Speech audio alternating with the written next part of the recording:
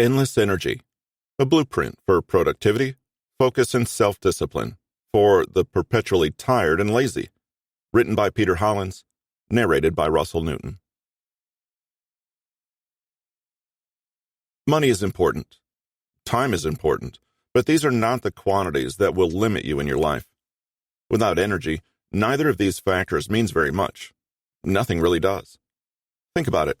You could have a huge bank account, but it won't matter one bit if you're confined to your bed with glandular fever and unable to stand up straight, let alone spend and enjoy that money. You could be young, bright, and full of promise, but if you're depressed and lethargic 100% of the time, all that youth and potential means nothing. Without energy and the capacity for action and execution, all of your best intentions won't matter a lick.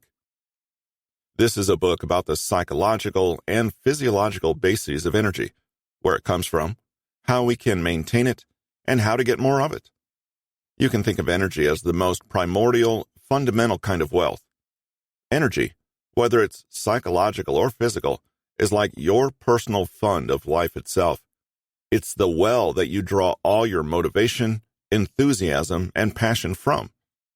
It's what makes one person's life a boring slog, while another person, doing much the same thing, appears to be living with zest and purpose. It all comes down to energy. There's a great big world out there, and if we're to explore it, we need the physical and emotional strength to get out there and engage with it.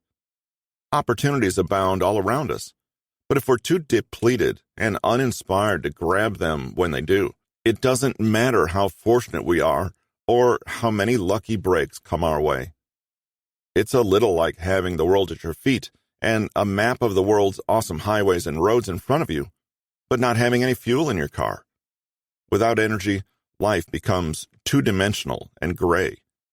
You may even feel like life is just whizzing past you, and you're left behind because you can't keep up. When we have energy, the world is ours. We have the spirit and the wherewithal to grasp it. We can reach out and engage with others, with our environment, with ourselves, and with our dreams. We have what's needed to build our ideal world, one brick at a time, and we have the resilience and spring in our step to appreciate what we already have. Energy is fuel.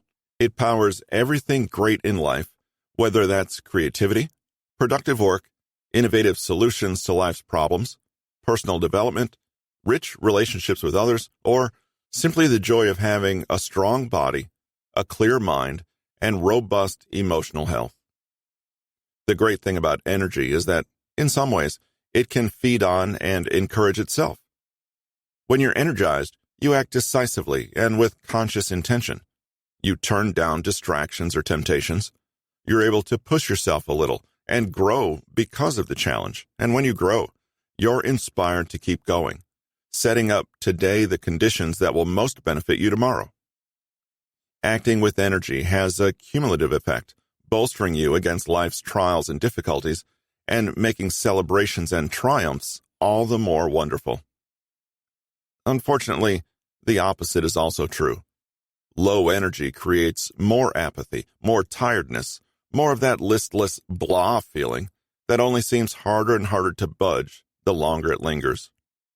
When you're low on energy, you're more likely to take the easy way out, give up on your dreams because they're too challenging, or put up with negative behavior in yourself and others that you might not have otherwise. The result is a steady stream of self-reinforcing behaviors that create a compromised life that just feels bad, plain and simple. This is why it's so important to focus on energy. It doesn't matter how many other great things you have going on in your life. If you don't have the energy to engage with them properly, to appreciate them, to bring them to life, it's the same as not having those great things at all. In a way, we can think of this as multiplying by zero, a mathematical mental model that preaches the importance of shoring up your weaknesses. In mathematics, it doesn't matter what else is going on in an equation or expression. If you're multiplying by a zero anywhere, the end result is always the same, zero. You might think you're on to the next big mathematics discovery, like Pythagoras or Descartes, but if a zero slips in there without your noticing, you're just going to end up with a fail for the day. No amount of finagling or negotiating will impact your result. And so lack of energy is like the big fat zero that cancels out all your other efforts and intentions, no matter how grand and noble they may be. In fact, you can do your best to keep on increasing the other variables as much as you wanted. For our purposes, well-wishing, hoping, dreaming, good intentions, and self-flagellation. But it wouldn't matter. Even infinity multiplied by zero is still zero. A chain, as they say, is only as strong as its weakest link. Even if all the links in your life are looking pretty good, they can't do much about that one wobbly link, that zero that can break and undermine the strength of the entire chain. In this book, we're going to first examine ways to make sure your energy quotient is a non-zero, and in fact, is always one of the most powerful variables at your disposal. Soon after, we'll focus on optimizing the rest of the equation, learning to beat procrastination, creating better goals, and manipulating our psychology to be more effective and efficient. Often, you'll find that increased energy is the true cure to what ails you because it allows you to have willpower, dig deep, and reach goals. That's the real secret behind traits like self-discipline and resilience. Let's consider a real-life example. Since you can remember, you've wanted to write that special novel about cats and murder on the Hawaiian island of Oahu. You have so many big ideas, a real message you want to share with the world, but somehow it never comes together. You wake up in the morning and promise yourself you're going to find time to sit and write today. You can barely sit still because of your anticipation over plotting, character development, and the invention of a new fantastical language. For the cats, obviously. But then, after a hard day's work, after your commute home, after housework, and just, well, life, you're exhausted. Suddenly, you don't feel quite so inspired. You put off your great novel dream until tomorrow. Tomorrow becomes next week and then next month. And so it goes. Let's run through a list of common recommendations for someone in your current position of struggling to write a novel. You could try and take other people's advice on how to write your book. You could read about making better plans and outlines, or join a writing group, or even hire a writing coach to help you out of your writer's block. These recommendations try to improve or optimize other variables in the equation, but they don't address the real problem. You don't have writer's block, and you don't need a coach. You've just run out of energy, and you're trying to multiply by zero. And again, when your energy's at zero, none of that other stuff matters. So long as that's the case, you're going to keep coming up short when it comes to things that you really care about. When you zoom out and take a bird's eye view, you can see so much of what's out there in the personal development realm as merely the hopeless attempt at increasing numbers in the rest of the equation without doing a thing to increase that big fat zero that will cancel it all out. You could waste unbelievable amounts of time trying to understand the psychological, cognitive, institutional, behavioral, or maybe even spiritual dimensions to why you can't achieve the things you've already identified as important. But there's a pretty simple explanation that will help you understand all of this without resorting to all these theories. You're tired. You simply ran out of energy. Your gas meter is out. Your battery needs recharging. After all, at the end of the day, we are all biological beings. We're all organisms that need energy to work, to move, to communicate, to live. If that aspect isn't working well, all the rest is utterly irrelevant. So, it's no use talking about motivation or passion or inspiration, or even deeper things like life purpose and vision if you're exhausted and have already burnt all your life fuel for the day. With this in mind, let's turn our focus from the rest of the equation and learn more about the one element that is quietly undoing all your effort, that tiny zero that nevertheless has a big impact. We can break down energy, psychological and physiological, into 4 general categories, and this is well represented by the concept of the energy pyramid as put forth by Tony Schwartz. Pyramidal thinking. When we put off our work, it's often because we have too little energy to do what needs to be done. When we experience our work as draining, we're too tired to focus, we're easily distracted, and we feel like we can't accomplish the job we've been assigned. What we're really experiencing is a lack of attention to the underlying energy pyramid that powers us all. This is a bigger problem than we realize, because even more so than time, energy is a finite resource that we must protect on a daily basis. Nothing else you read in this book will make an iota of difference if you don't have the energy to pull it off. Energy drains, and once it does, recharging is necessary. One great tool to understand energy management is the energy pyramid, an idea conceived by Tim Lower and Tony Schwartz in The Power of Full Engagement. Managing energy, not time, is the key to high performance and personal renewal. The energy pyramid is a 4-tiered pyramid with physical energy at its base, emotional energy above that, mental energy in the next layer, and spiritual energy at the top. Each of these plays an important role in building up or draining our energy, and each tier depends upon the tiers below to sustain itself.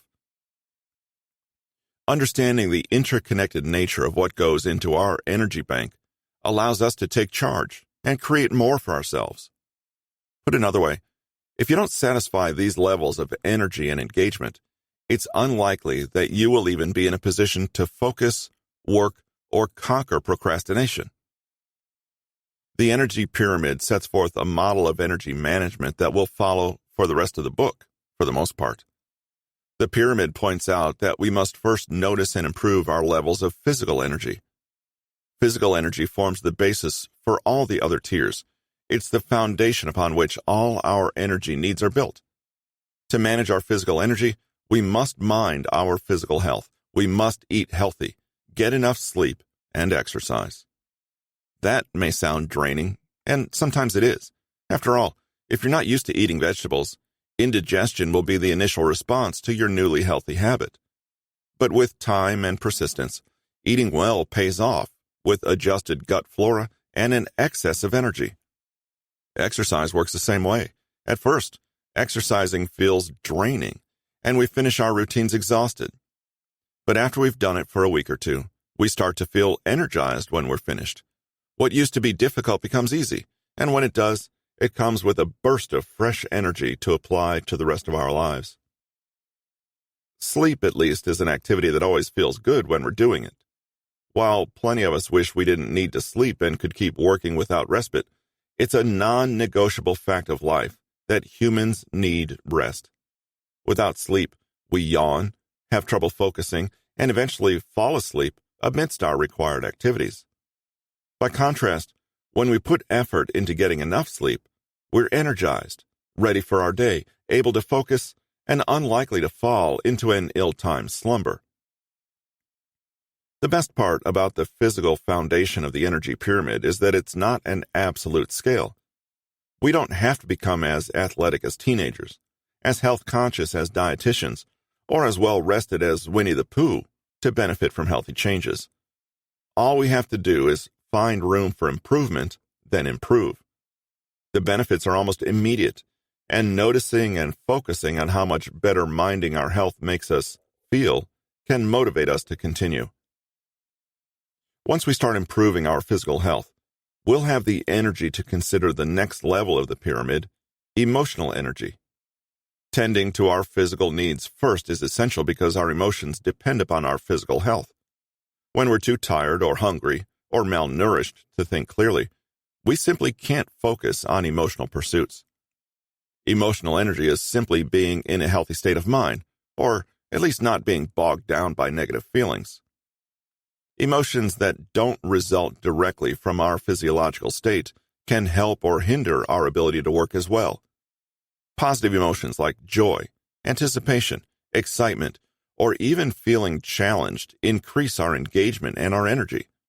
By contrast, negative emotions like anxiety, frustration, sadness, anger, and bitterness crush us like heavy weights. When we're overcome by these emotions, it's difficult to focus on our work and apply ourselves. But emotions aren't things we consciously choose. Sometimes we're anxious when we know we'll be fine, and sometimes we're angry when we know we have no right to feel mad. Sometimes terrible things happen, and we feel sad or wronged. But even when negative emotions are justified, they don't help us learn, grow, and add value to the world. The best weapon against these modern monsters is reframing. When you face a challenge you don't think you can overcome, don't lament the inevitability of failure, but think about how much you can learn and grow even if you lose. After all, it's exactly those sorts of failures that form the foundation of success. No one accomplishes everything on the first attempt. Failure is what teaches us to do differently in the future. A sense of being wronged and a base desire for revenge against the universe is one of the more common negative emotions that can be easily overcome by a shift in focus. The majority of what's happening to anyone is never bad, it's neutral, and you can make the internal choice as to its role in your life. Feeling good is essential to doing good. Focusing on those tiny gifts and cultivating gratitude goes a long way toward making us emotionally healthy. To feel good, we have to be willing to let go of negative emotions and be grateful for the positive aspects of all things. Happiness flows freely when we do our part, and when we're happy, we're both more energetic and better at finishing our tasks. Mental energy is the third tier of the energy pyramid. For us to be mentally energetic, we must first be emotionally and physically energized. Otherwise, our exhaustion or unhappiness will be too difficult to overcome. Mental energy relates to everything about our conscious thoughts, being able to remain focused and disciplined despite distractions and temptations. This tier asks us to take control of our thoughts. Instead of passively accepting the first thought that comes to mind, we can assess our thoughts and respond to them in order to consciously choose what we think. Mental energy is about getting the mental muscles and skills we can exercise in getting things done and achieving goals. An important part of building mental energy is to enter into tasks with optimism. When we begin with a negative outlook, we presume we will fail. For example, children often won't try new foods because they don't look tasty. Even if we can convince kids to try food despite their initial judgment, they won't like the taste either. They'd already made up their mind that the food wasn't good, which is the reason they disliked it. But the opposite is also true. When kids look at food and think they might like it, or when they're convinced to withhold judgment, they often enjoy new foods. It's the same with adults and tasks we need to complete.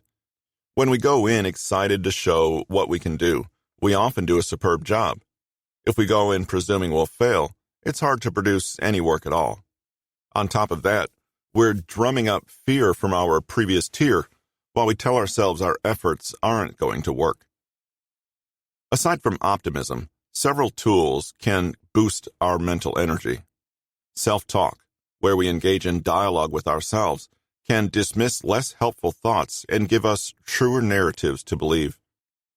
Visualizing the completed project can give a sense of reality to the finished process, and meditation uses our minds to calm the tension we retain physically and emotionally. Even managing our time better can come into play at this level of the energy pyramid, as our minds are what we use to schedule our time and assess how long tasks could and should take. When we manage our time, guide our emotions, and make sure our thoughts are helping instead of hindering us, we'll have more energy and find it easier to face the tasks before us. After our minds are managed, we face the peak of the pyramid, spiritual energy. This isn't a religious tier. Rather, it encourages us to understand our core values and to align our actions with those values. For example, a person who values helping people might do excellently in healthcare jobs, but flounder horribly in sales jobs because their values are met in one career path but not in the other. The spiritual tier is about finding purpose and passion in what we do, which are the best motivators that exist. They only occur when our actions are aligned with our core values. To capture and increase spiritual energy, we must seek activities that get us closer to our core values and passions, and avoid activities that do the opposite. When we're doing what we feel is important, there's strong motivation to keep going and to feel proud and validated when we accomplish tasks.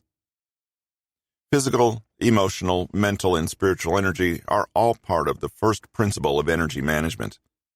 When we attain everything the pyramid implies, we're certain to be bursting with energy, but we won't yet know how to direct and manage that energy effectively.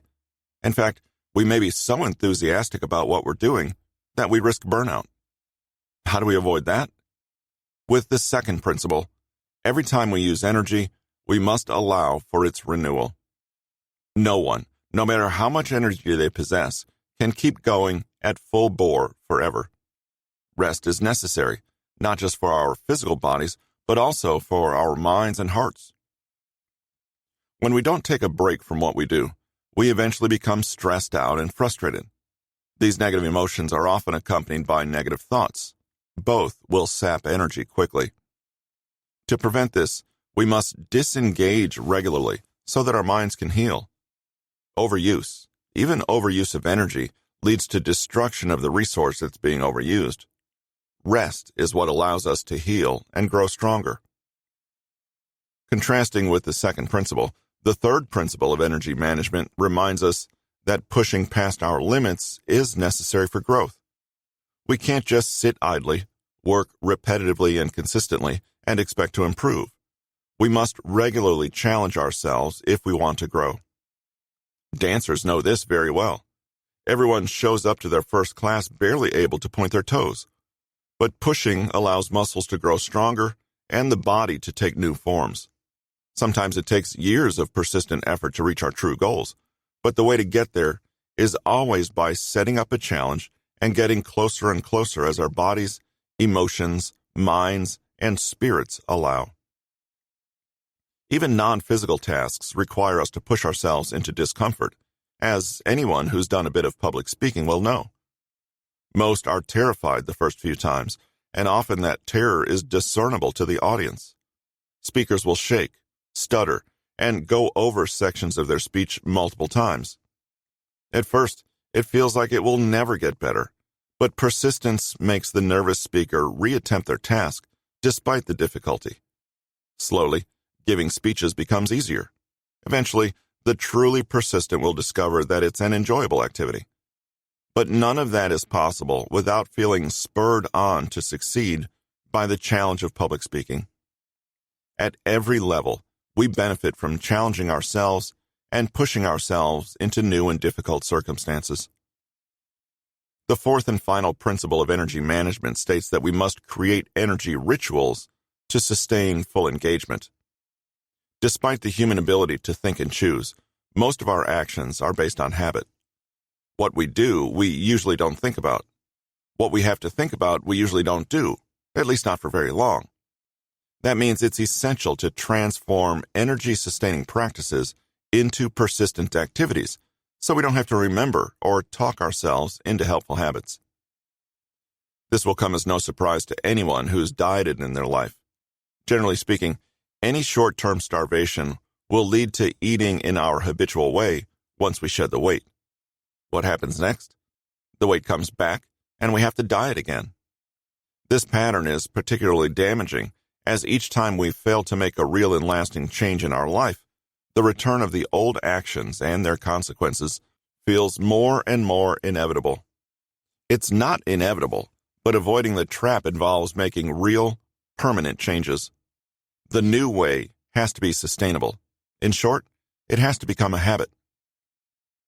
2 months of consistently performing any action will generally turn it into a habit, but until we reach that point, we have to put active effort into creating a new routine.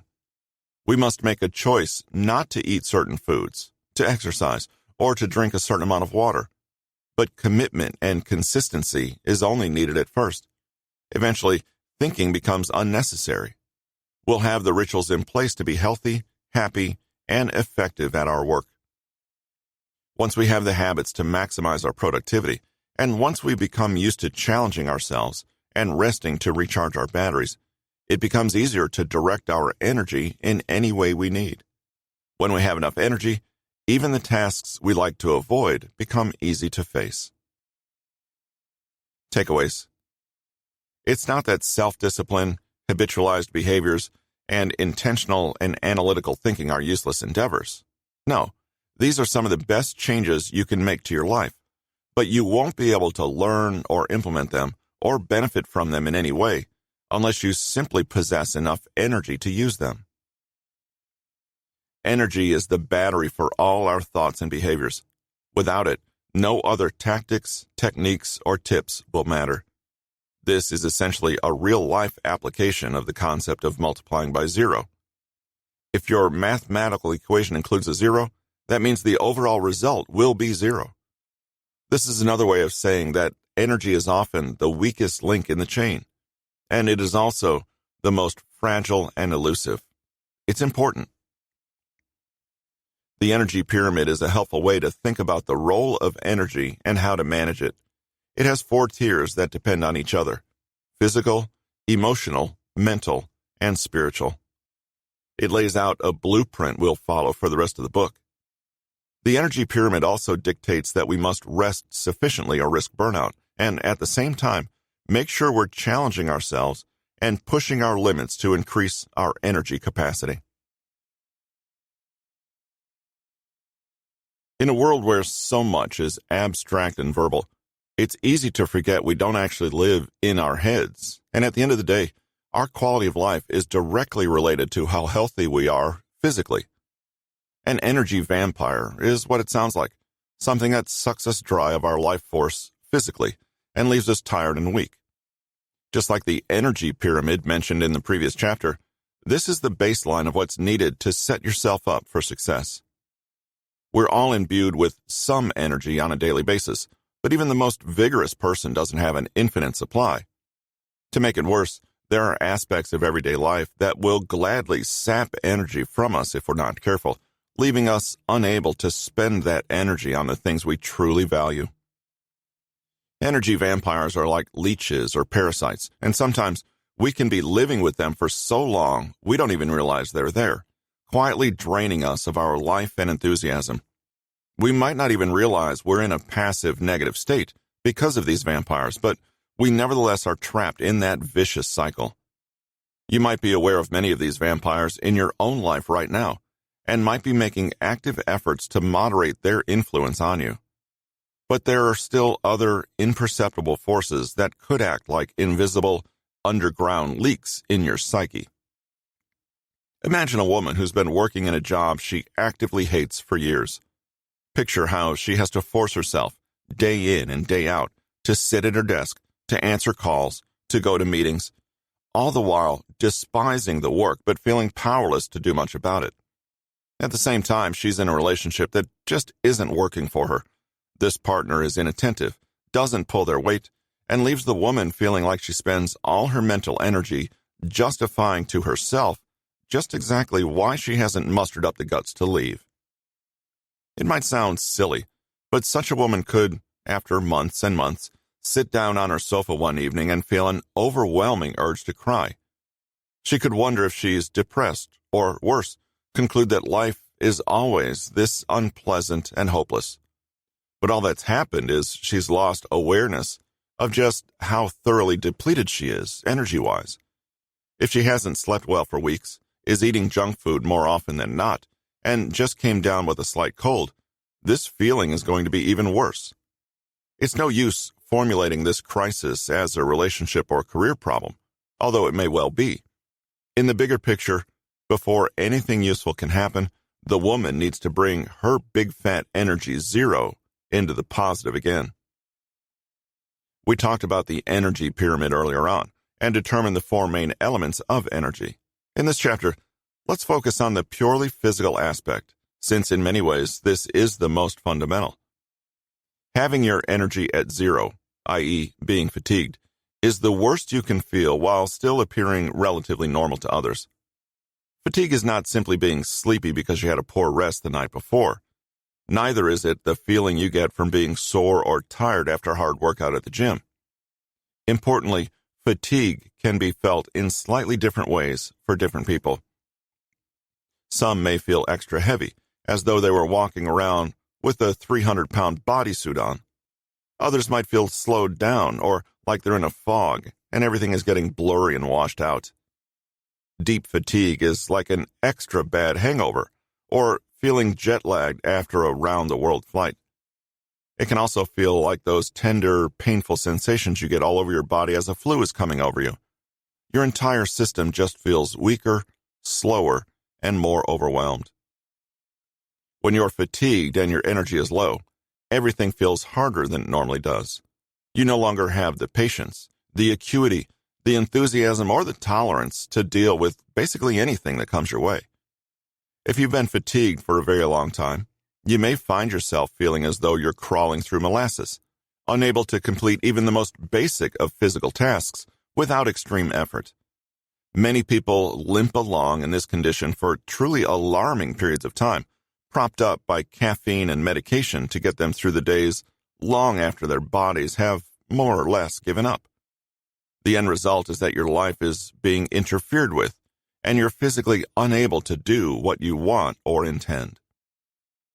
Physical energy vampires are obvious and pretty common sense to identify. If you're starving and so sleepy you're nodding off at noon, it's clear you need to take better care of your diet and sleep schedule. With most physical energy vampires, the problem is not a lack of awareness, but merely a question of improving and changing habits. For most of us, it's easy enough to know that we're tired and run down. To get rid of physical energy vampires, we need to make sure we're setting up healthy habits, a concept that's simple, but perhaps not so easy to put into practice. Pushing too hard and not listening to your body's limits can lead to your body politely, or not so politely, reminding you to take a break. We all live busy lives, and many of us carry on as though our energy, resources, and time are infinite. But if your natural limits are not respected, sooner or later, you will have to pay.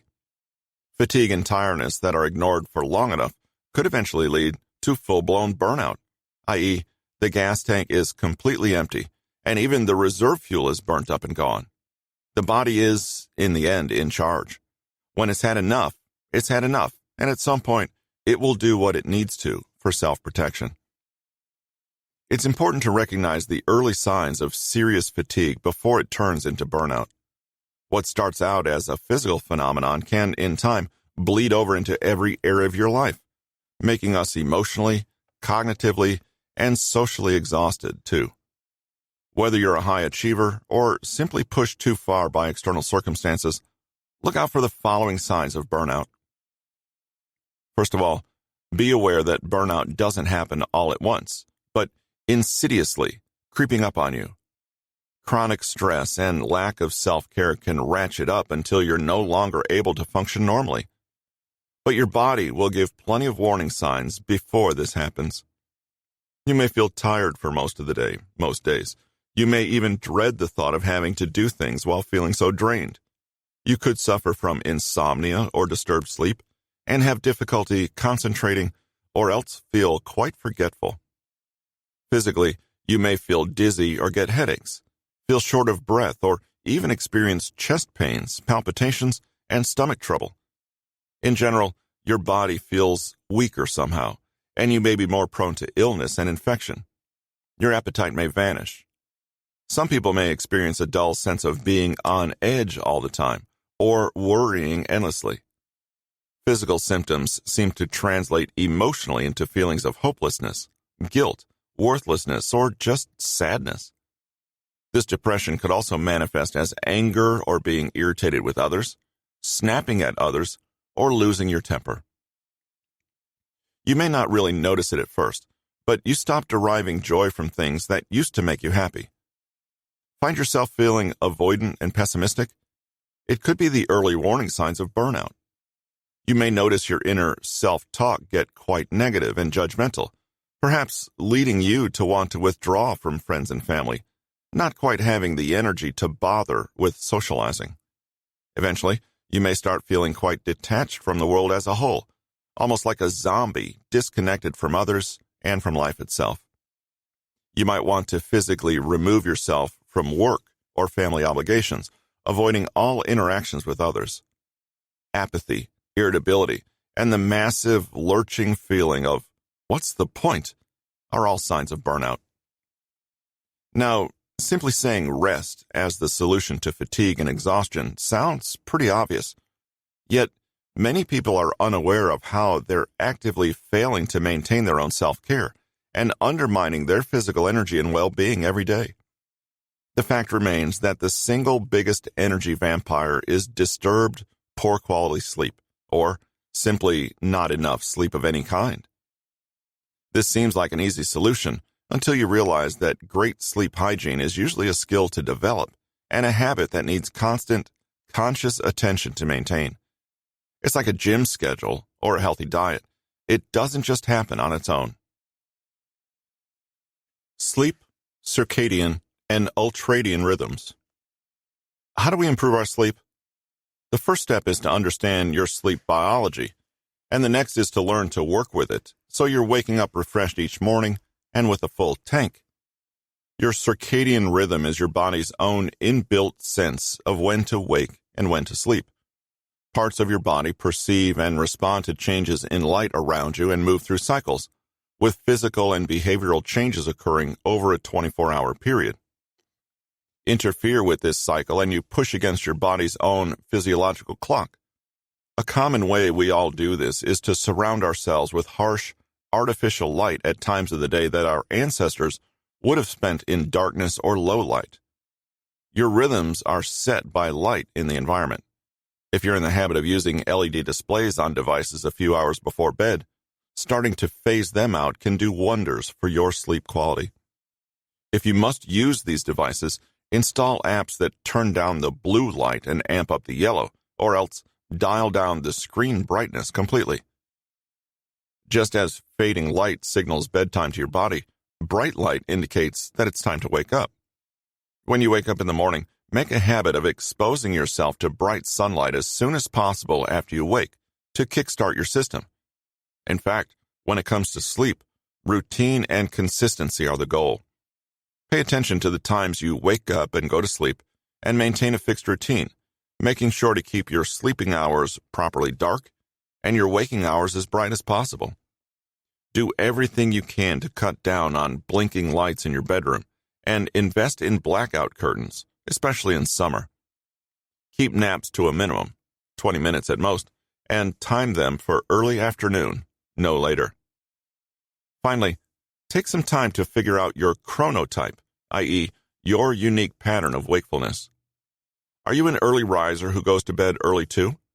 Or are you a night owl who only really peps up around 10:30 in the morning?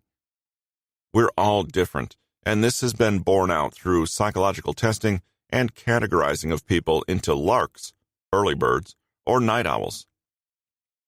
The key is to recognize and respect your own needs and limitations. If you've always been someone who falls asleep early in the evening, go with it. Wake early, do most of your work and exercise in the morning, and allow yourself to cycle down naturally as the day wears on. Make adjustments so that you work with, rather than against, your natural rhythms. Mental and emotional factors play heavily into the quality of sleep, too. We know that a poor night's sleep will leave you feeling bad during the day, but the experiences you have in your waking life can carry over to your sleep, too. In fact, many people's sleep disorders are vicious cycles and reinforcing behaviors that keep poor sleep habits going. Do whatever you can to reduce stress in your life. Take frequent breaks throughout the day. Even a 5-minute pause to meditate quietly or focus on deep breathing is enough to lower your cortisol levels and help you find your center again. One of the best things you can do to improve your sleep quality is to have a daily bedtime ritual you can depend on.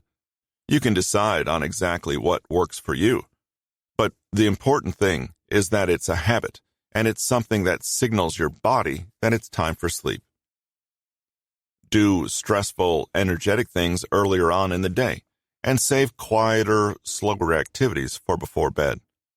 Avoid excess stimulation, like exercise, stressful work, emotional arguments, or upsetting TV in the evening, and do things that calm you down. A hot bath, visualization, massage, yoga, a little light reading, or taking the time to do a little beauty ritual will all put you in a relaxed state of mind. If you're someone who has difficulty with insomnia or poor sleep hygiene, a big part of your ritual will be to program yourself with a more relaxed attitude toward sleep in general. Deliberately take the time to wind down and empty your thoughts. Tell yourself, it's not the end of the world if you don't sleep properly. Just relax, take your time and rest. If you haven't fallen asleep after around 20 minutes, get up out of bed and go somewhere else to do a calming activity. A cup of tea, a doodle in a journal, or listening to a quiet podcast are all great ideas. Insomnia can feed on itself if you allow yourself to worry that you're not sleeping well. Your attitude toward sleep is just as important as the more practical factors. Actively remind yourself, it's okay if I don't fall asleep. I'll still get rest, even if I just hang out here for a while. Don't put pressure on yourself to sleep right. What could be more unrelaxing than that? If you can't fall asleep, don't linger in bed, or else you may create negative associations with that space. It's a good idea to reserve this area for sleep and sex solely. You might find that spending a little time making your own sleep sanctuary goes a long way toward telling your unconscious mind what to expect when you get into bed. Choose relaxing, decluttered decor, good quality bedding, blackout curtains, breathable pajamas, and possibly sleep masks and earplugs will do wonders. Ensure your mattress is firm and doesn't keep you overly hot, and that the room is quiet, dark, and slightly colder than you'd normally like. Make sure there's good airflow without any drafts. Do something about snoring partners and/or pets who hog all the space. Get yourself a pillow you love, and you're ready to go. Finally, if you're a frequent flyer or find yourself sleeping in hotels often, take some time to figure out ways to mediate the disruption. Over-the-counter melatonin pills can help with jet lag, and the occasional sleeping pill or natural remedy can help break a bad sleep cycle, when used only very occasionally, that is. Overall, there's a lot you can do to honor your natural limits and needs and work with your biology rather than fight it. In case you haven't noticed, the latter never works out well anyway. And this goes beyond just ensuring you get better sleep.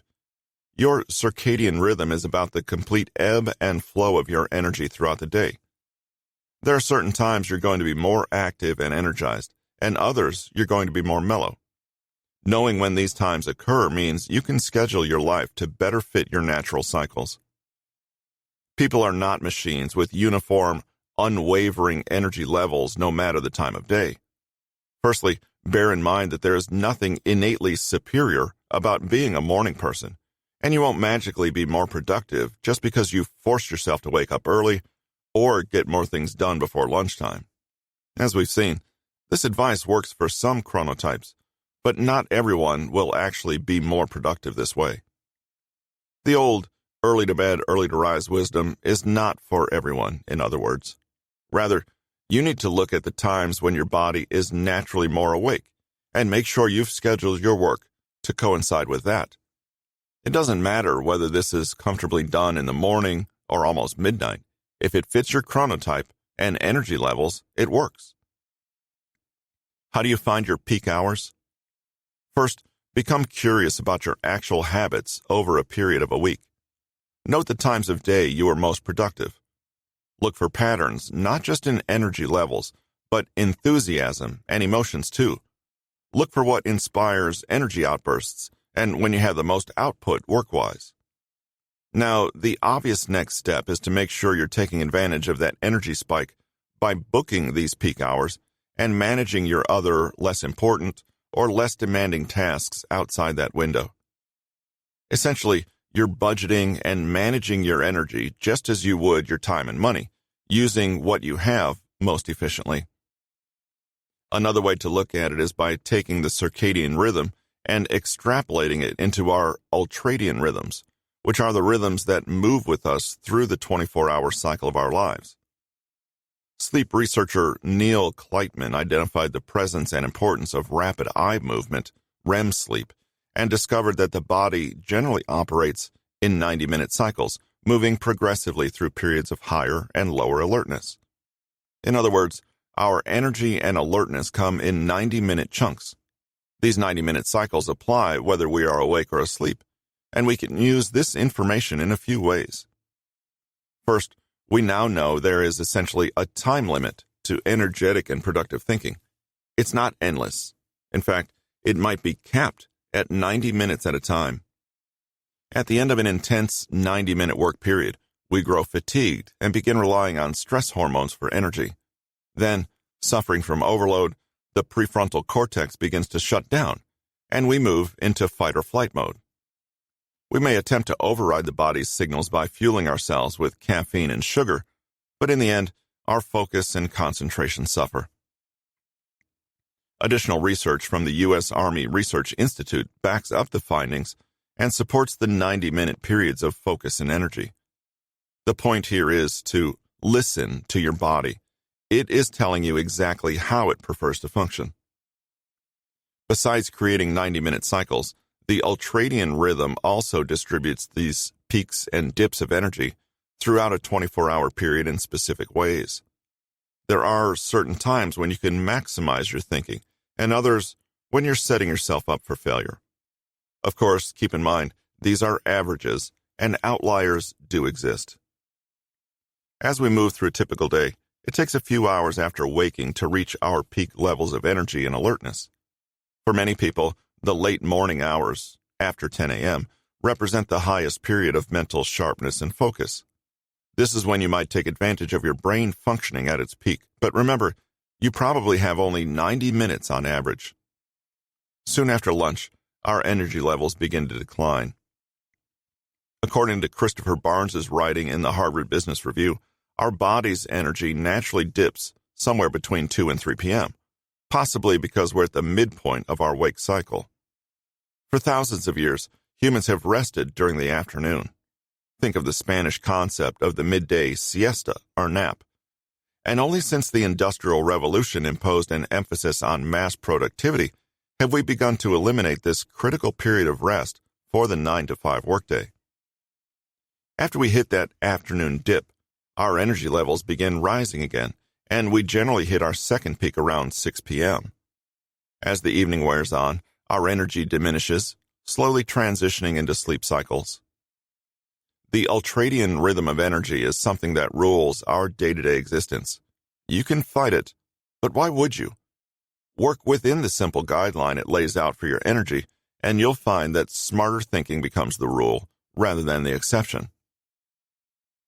So, we've seen how to tackle and work with sleep, circadian, and ultradian rhythms. Another obvious, but no less critical aspect to master is your physical well-being. It's easy to imagine we're all just giant heads walking around on stalks, but the fact is that nothing happens in life without the body being in good condition. We all know about the importance of eating a diet that's balanced and optimal for health, but how many of us specifically eat to manage and maintain our energy levels? Eating for glucose. Eating for energy consists mainly of focusing on blood sugar levels. You can think of the amount of readily available glucose in your bloodstream as a physiological analog to energy. It's the literal fuel you need to power everything in your body, including the thoughts in your brain. However, there are consequences for having both too much and too little. You know the consequences for too little glucose, but with too much, the body will overcompensate and create a crash effect in your energy levels. Keep your blood sugar levels constant and moderate, and the machine of your body will be well functioning. The easiest way to start thinking about blood sugar levels is to talk about the glycemic index, GI. The GI is a measure of how quickly your body breaks down different foods, mostly carbohydrates, into glucose. In other words, it measures how much and how quickly a food will affect your blood sugar levels. The higher the GI, the more quickly it evaporates into your bloodstream as glucose. After a typical meal, your blood sugar levels spikes, and then insulin is released to regulate it. Your body has ways to keep your blood sugar in a relatively stable range, i.e., releasing stored energy from muscle, liver, or fat tissue when blood sugar is low, or releasing insulin to usher excess away when blood sugar is high. When the body detects a large amount of blood sugar, a proportionately large amount of insulin is released, and this is what creates the aforementioned crash effect on energy levels. Thus, the goal with eating for glucose and abiding by the glycemic index is to try to keep your blood sugar levels as constant as possible. Avoid energy peaks and crashes, and instead cultivate sustained, moderate energy throughout the day. You can do this by understanding timing and food selection. The lower the GI of a food, the less extreme its effect on the insulin response, and the more slowly and steadily it releases sugars into the blood. The result is stable energy levels and appetite. Foods with a higher GI cause the body to release huge spikes of insulin that then clear blood sugar more quickly, leaving you with a crash afterwards, one that feels exhausting and can make you hungry all over again. Basically, lower GI foods lead to more stable blood sugar, energy levels, appetite, and mood, while higher GIs can cause us to feel extreme blood sugar and energy fluctuations, plus incite cravings that force us to eat more when we don't need to. The blood sugar roller coaster is all about highs and crashes from eating refined carbohydrates and simple sugars. Though GI is not the only feature to look for in a food, it's an important thing to consider with regards to energy. GI says nothing about the caloric value or the nutrient density of a food, so it's worth remembering to use GI as only one factor of many when planning a diet for optimal energy. Glycemic load, GL, is another measure and essentially takes into account the quantity of carbohydrates you're eating at any time and the effect this has on your blood sugar. Portion size makes a difference. The higher the glycemic load, the higher the spike in blood sugar levels. Ideally, you want both the GI and GL to be as low as possible.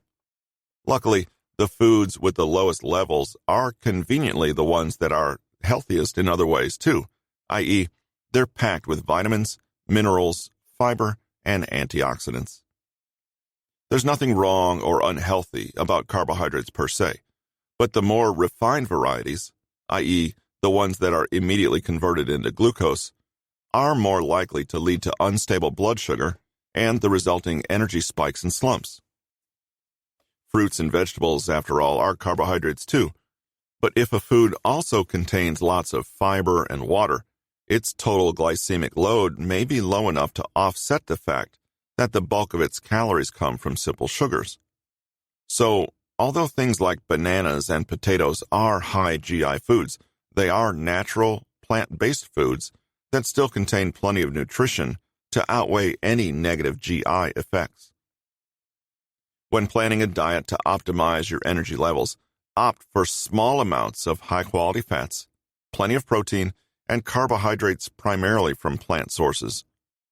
Avoid nutrient-poor refined carbs like cakes and white bread, sugary sweets, soda, white rice, and pasta. If you decide to have them, try smaller portions and combine them with other low GI foods so that the total meal's GI is still on the low side. And of course, if you must eat high GI foods, eating them with fat and protein will aid in slowing the glucose absorption. First, take a look at your diet as it currently is and figure out the foods you could replace. It can start in a small way.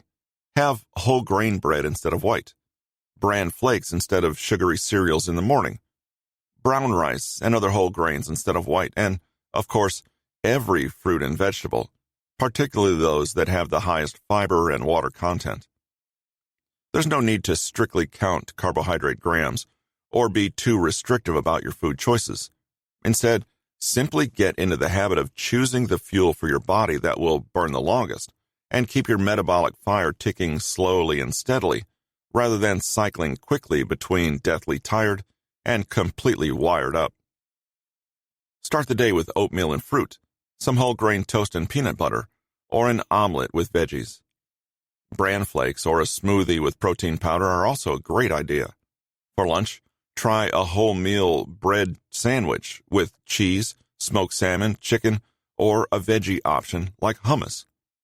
Serve this with a salad, or try a fiber-rich soup or some brown rice with veggies, tofu, or a boiled egg.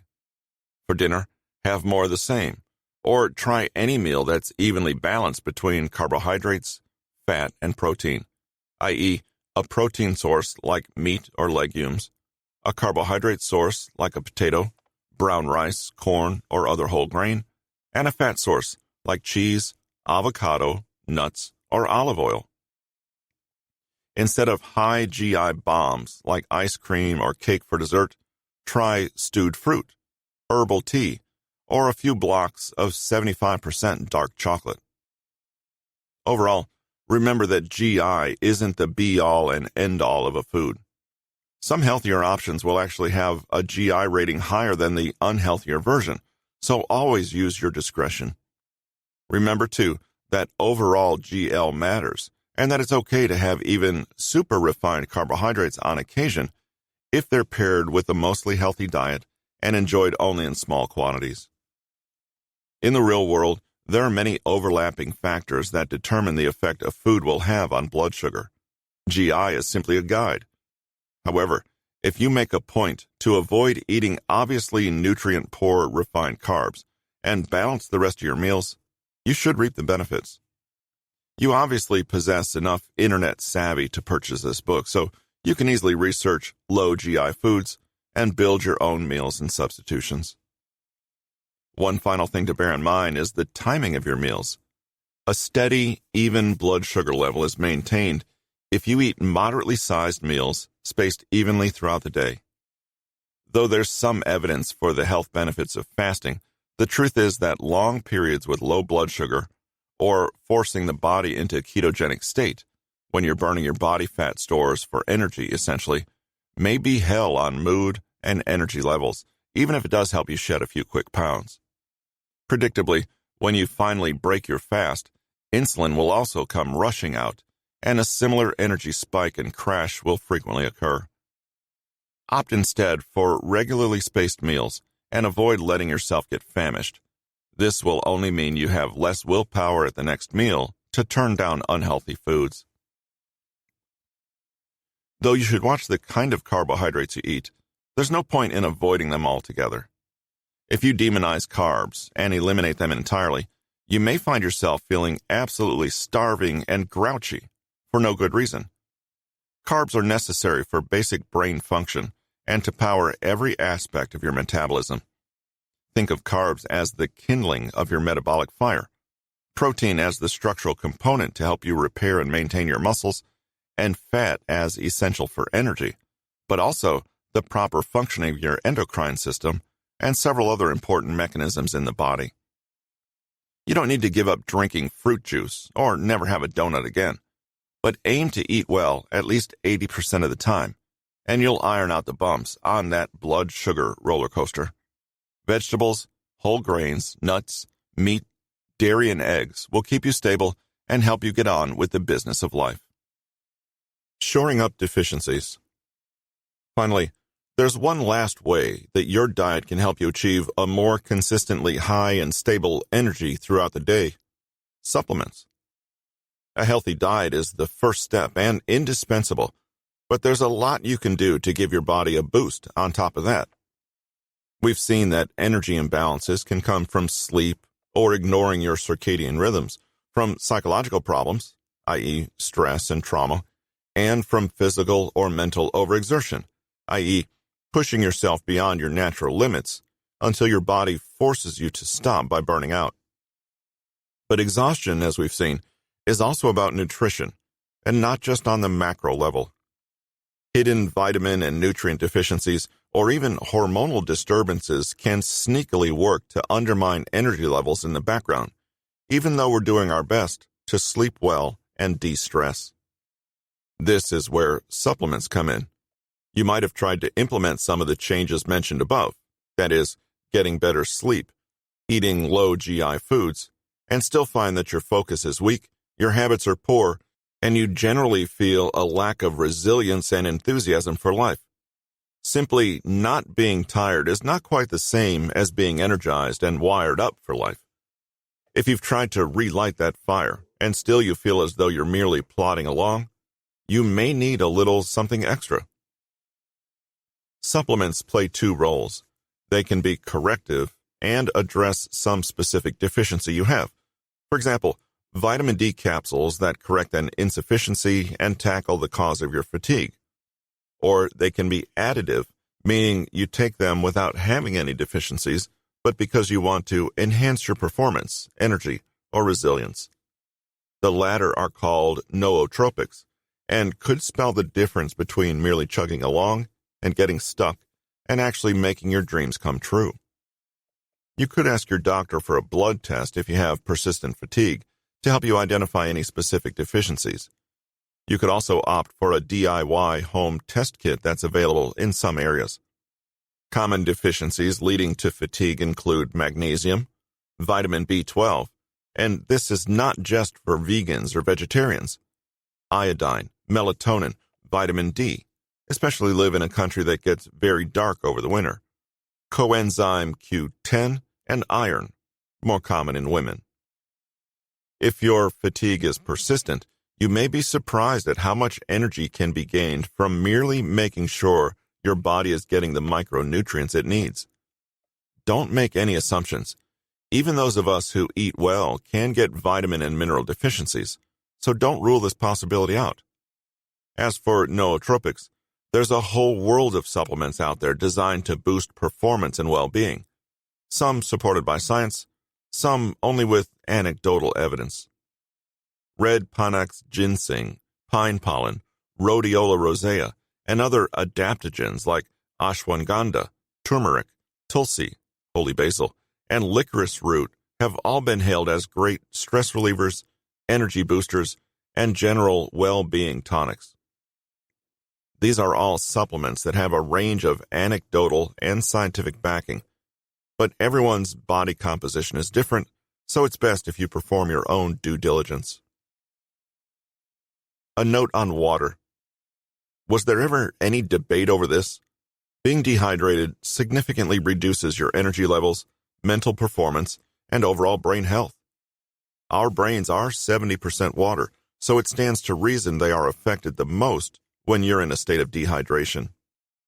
A UK study found that 90 minutes of sweating without additional hydration shrinks the brain as much as a year of aging, or almost 3 months of Alzheimer's disease. Kempton, 2011. Temporarily, one might hope.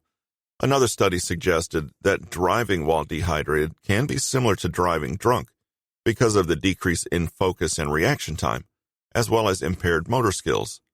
Loughborough University, 2012. And there is very little margin for error as well. Significant detriments to analytical thought, short-term memory, long-term memory recall, problem-solving, and general cognitive performance were found in just a 1% level of dehydration. Renewal, 2013. Thus, drink more water throughout the day for more energy, and make sure both your body and brain are well-oiled and lubricated. Don't rely on feeling thirsty to understand that you need more water. Preempt this, because the thirst response does not activate until you are already dehydrated, and it'll be too late by that point. Take a proactive approach to drinking more water and account for weather, environmental conditions, or other factors that would necessitate greater intake. The old maxim of 8 glasses of water a day may not necessarily be accurate or even necessary, but you probably need more water than you're currently getting. Drink more water than you think you should, and you're on the right track to keeping your body fueled. Takeaways. When we talk about energy, we must start with the physical aspect. Our bodies are our engines, and they must be properly fueled to perform well, or at all. We have to eliminate all of our physical energy vampires and replace them with better habits and awareness. We can take a quick look at what happens when we run out of energy. When we burn out, one of the biggest energy vampires, this is a state of stress and anxiety on the body where our bodies begin to break down. Another prominent energy vampire is a lack of productive and restful sleep. Your sleep hygiene could be terrible and you'd never know it. We should be avoiding blue light before sleeping, lowering stress levels, and keeping a regular sleep schedule. We should also seek to determine our sleep chronotype and understand how it relates to our circadian rhythms. The circadian rhythm directly influences our ultradian rhythm that we abide by when we are awake, and that we take into account with its natural spikes and lulls in energy. Restful sleep is a force multiplier, a quantity that enables great accomplishment in other unrelated areas. Next, we turn to the literal fuel for our bodies, our diets. There's plenty of literature on eating for health, but what about eating for energy? This concerns something that is lesser known, glycemic index, GI, and glycemic load, GL. We want to ensure that our blood sugar levels are constant and moderate, because if levels are too high or too low, it creates a predictable crash in energy. Thus, we must manipulate GI, speed and magnitude of blood sugar from a food, and glycemic load, amount of carbohydrates, as well as timing throughout the day. In addition to eating for glucose, we must ensure that we're consuming enough essential vitamins and minerals. We shouldn't be deficient in anything, and we can enhance our energy through specific nootropics or compounds that give a boost to our physiological states. Water is important. Drink more water, hydrate your brain, and keep your energy up. This has been Endless Energy, a blueprint for productivity, focus, and self-discipline for the perpetually tired and lazy. Written by Peter Hollins, narrated by Russell Newton. Copyright 2019 by Peter Hollins. Production copyright by Peter Hollins.